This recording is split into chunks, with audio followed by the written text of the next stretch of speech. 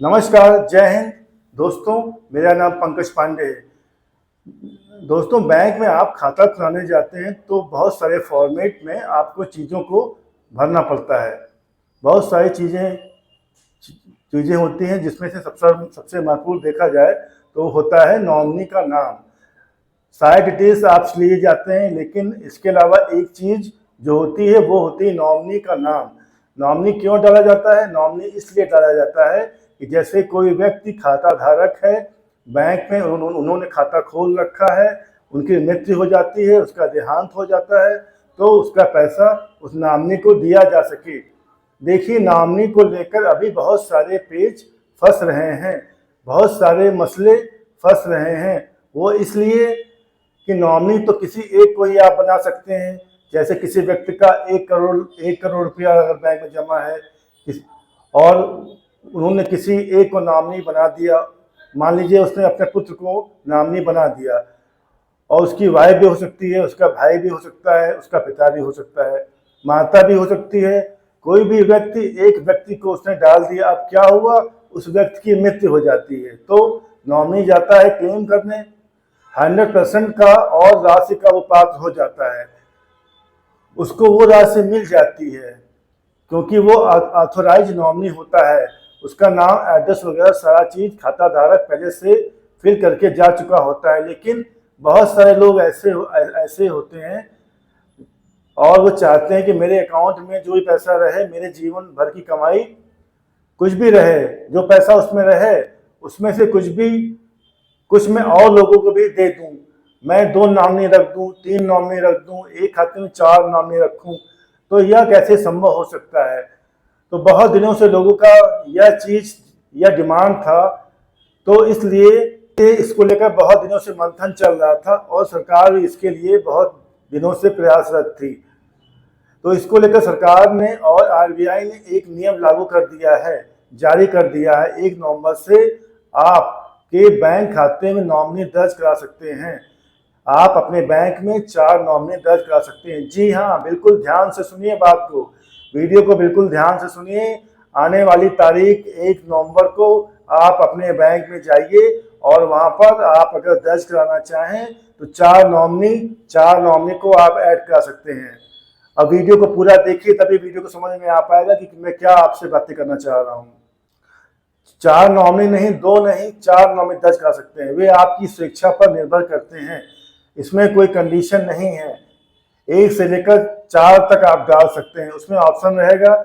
अब 1 भी डालिए, आप 2 भी डालिए, आप 3 भी डालिए, आप 4 लोगों का डालिए। आपका मन है तो 4 डालिए, आपका मन है तो 1 डालिए, आपका मन है तो 2 डालिए, और चारों का शेयर भी आप तय कर सकते हैं। ऐसा नहीं कि सीधा नॉमिनी डाल दिए और सभी को बराबर पैसा मिल जाएगा। यह 100% ही रहेगा, लेकिन उसको शेयर तय करने का अधिकार भी दिया जा रहा है। जैसे कि एग्जाम्पल के तौर पर मैं बता रहा हूँ कि आपके अकाउंट में 1 लाख रुपया है और आपने 4 नॉमिनी बनाया है अपने अकाउंट में, तो उसमें लिखना पड़ेगा 1 नंबर वाले को कितना पेमेंट मिलेगा, 2 नंबर वाले को कितना पेमेंट मिलेगा, 3 नंबर वाले को कितना पेमेंट मिलेगा, 4 नंबर वाले को कितना पेमेंट मिलेगा। यह आपको तय करना है अकाउंट खोलते समय कि 25% पैसा मैं इसको देना चाहता हूँ, 50% पैसा मैं उसको देना चाहता हूँ, 10% पैसा मैं इसको देना है, और 10% पैसा चौथे को देना है।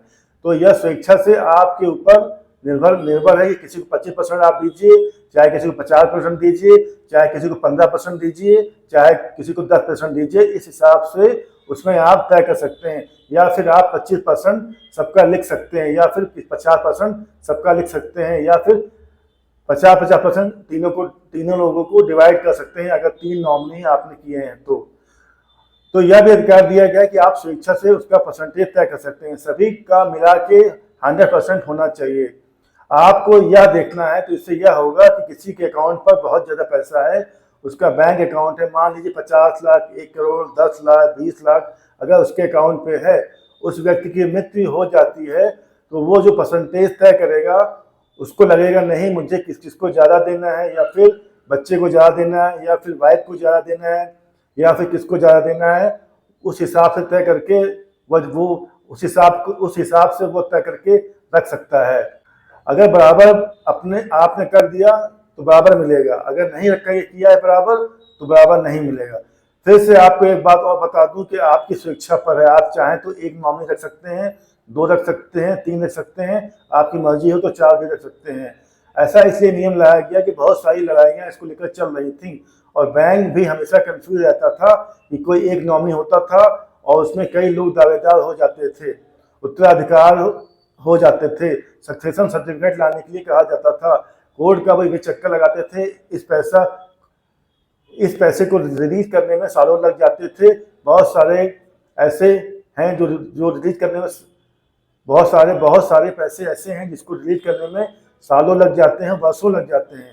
इसमें बैंक की गलती नहीं होती, लेकिन उनकी फैमिली वगैरह कई लोग दावा कर देते हैं, एक नॉमिनी होता है तो भी दूसरा आके ऑब्जेक्शन कर देता है। हालांकि आधिकारिक तौर पर देखा जाए तो अधिकार नॉमिनी का ही होता है, लेकिन बहुत सारे मामले में पेच फंस जाता है। तो इसलिए ऐसा इसलिए कर दिया गया है कि फाइनली 4 तक पहले आपको अधिकार पहले दे दिया गया है। अगर आप 1 का डालेंगे तब 1 को मिलेगा, 2 का डालेंगे तो 2 को मिलेगा, 3 का डालेंगे तो 3 को मिलेगा, 4 को डालेंगे तो 4 का मिलेगा।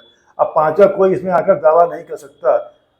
फिर यहाँ पे ये तय हो जाएगा कि 4 नॉमिनी होते हुए भी एक नॉमिनी नाम अगर दे रहा है या 2 नॉमिनी का नाम दे रहा है तो तीसरा कभी भी दावा करने आएगा तो उसमें किसी भी प्रकार का सर्टिफिकेट लेकर भी आएगा तो उसका दावा इससे नहीं बनेगा कि अगर अगले का स्वेच्छा होता तो कॉलम खाली था, वह जगह खाली था, उसका उन्होंने नाम दर्ज क्यों नहीं किया, क्योंकि वो आपको पैसा देना नहीं चाहता है। असली उत्तराधिकारी वही होगा जो नॉमिनी होगा। तो इसलिए 1 नंबर से आप अपने बैंक से संपर्क करिए, अपने ब्रांच से संपर्क करिए। आपका अकाउंट है, वहाँ पर एक फॉर्मेट दिया जाएगा जो केवाईसी फॉर्मेट होता है, उसी में आपका कॉलम बढ़ाया जाएगा। उसमें क्या है, आप अपने नॉमिनी को बढ़ा सकते हैं, परसेंटेज उस हिसाब से डिवाइड कर सकते हैं। ये सभी के लिए नियम लागू हो जाएगा, सभी लोग इसका फायदा ले सकते हैं। और आपको एक बात और कहना चाहूँगा, कोई भी आप अकाउंट खोलते हैं या फिर किसी भी प्रकार के अकाउंट, चाहे वो FD क्यों ना हो, RD क्यों ना, इंश्योरेंस क्यों ना हो, म्यूचुअल फंड क्यों ना हो, इसी प्रकार का SIP क्यों ना हो, डीमैट अकाउंट क्यों ना हो, कुछ भी खोलते हैं, बहुत सारे लोग आजकल नज़रअंदाज कर देते हैं। आप नॉमिनी किसी भी हालात में डालिए, क्योंकि आपका पैसा है। ऐसा ना हो कि अभी इंसान की ज़िंदगी का कोई ठिकाना नहीं होता है, कोई भी इंसान को देखते होंगे कब किसके साथ क्या हो जाता है, आजकल तो पता नहीं चल पाता। ऐसे में नॉमिनी 20 साल का इंसान है, 25 साल का इंसान है, 30 साल का इंसान है, 35 साल का इंसान है, किसी का हार्ट अटैक हो जा रहा है, किसी का एक्सीडेंट हो जा रहा है, कोई अचानक मर जा रहा है, कोई अचानक बीमार हो जाता है, 2-4 दिन बाद पता चला कि वो दुनिया में नहीं है। छोटे छोटे हादसे लोगों के साथ होते रहते हैं और लोग इस दुनिया से चले जाते हैं। तो ये ज़रूरी नहीं है कि सबके साथ ऐसा हो, लेकिन ये ज़रूरी नहीं है कि जिसका अकाउंट है उसके साथ ना हो।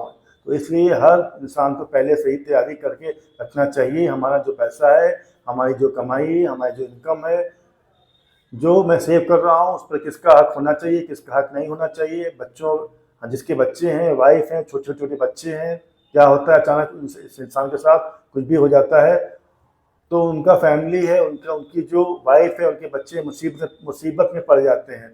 बाकी लोग तो झेल ही लेते हैं, किसी का भाई है, किसी का भतीजा है, उनके लिए बहुत सारे ऑप्शन होते हैं, बहुत सारे रास्ते होते हैं। लेकिन जो व्यक्ति चला जाता है, ख़ास तौर पर उनका पर्सनल जो फैमिली होता है, उन पर बहुत ही प्रतिकूल प्रभाव पड़ता है। तो इसलिए नॉमिनी जरूर डालें।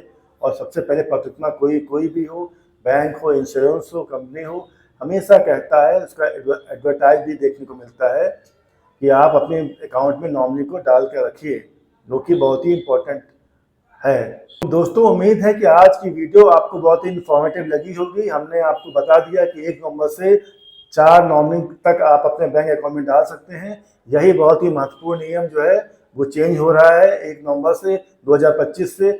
आप बिल्कुल बैंक में जाइए और ध्यानपूर्वक अपने नॉमिनी को ऐड करिए, या फिर नॉमिनी ऐड है उसमें 4 नॉमिनी तक डाल सकते हैं आप, और अपने अकाउंट को सेव करिए, अपने पैसे को सुरक्षित रखिए। तो वीडियो काफ़ी इन्फॉर्मेटिव लगी होगी। आपको वीडियो अगर अच्छी लगी हो तो वीडियो को लाइक कर दीजिए और चैनल को सब्सक्राइब कर दीजिए। और वीडियो को हम यहीं समाप्त करते हैं। नमस्कार, जय हिंद, जय भारत।